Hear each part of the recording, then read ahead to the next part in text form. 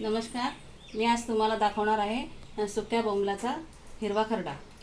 त्यासाठी आपण घेतलेले आहेत इथे सुके बोंबील गरम पाण्यात स्वच्छ धुवून घेतलेले आहेत आणि त्याला लिंबू पिळून मी 10 मिनिटं ठेवून दिलेले आहेत. त्याच्यानंतर आपण घेतलं इथे लसूण, कोथिंबीर घेतलेली आहे, कढीपत्ता घेतलेला आहे, 4-5 मिरच्या घेतलेल्या आहेत, चवीनुसार आपण मीठ घेणार आहोत आणि हळद आणि फ्रायसाठी आपण तेल घेणार आहेत. आता हे बोंबील आपण पाट्यावर चांगले टेचून घेणार आहोत.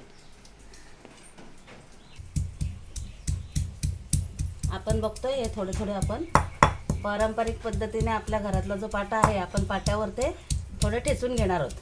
ठेचल्याने काय होते, ती चटणी जो ठेचा बनवतो आपण तो झणझणीत आणि सुटसुटीत होतोय. मधला काटा काढून घे.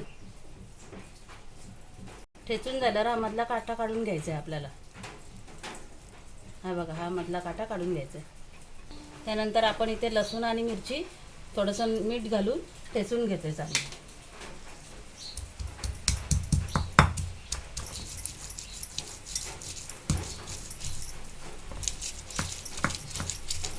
आता आपण गॅस ऑन करतोय आणि त्यामध्ये आपण आता तेल घालून कडकडीत तेल आपण गरम करतोय. त्याच्यामध्ये आपलं तेल चांगलं कडकडीत गरम झालं. त्यामध्ये आपण कढीपत्ता घातला. त्यानंतर आपण लसूण आणि मिरचीची जे ठेचून घेतलेले आहे मिश्रण ते घालतो. हे चांगलं परतून घ्यायचं आपल्याला. झणझणीत ठेचा आपला छान तयार होणार आहे म्हणून मिरची आणि लसणाची पेस्ट आहे चांगली आपल्याला परतवून घ्यायची. त्यामध्ये आपण ठेचून घेतलेले बोंबील घालणार आहोत. हे छान परतून घ्यायचे पहिला आपल्याला. आता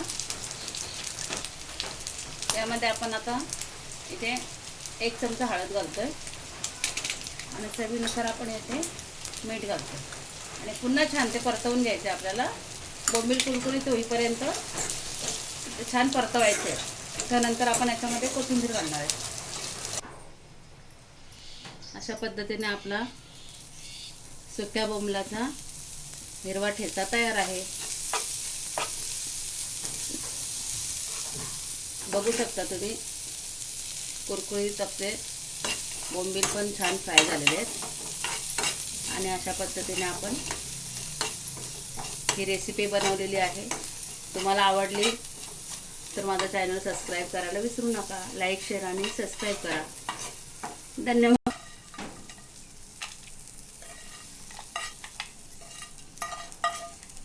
2 ते 3 दिवस ही आरामात ठेचा आपला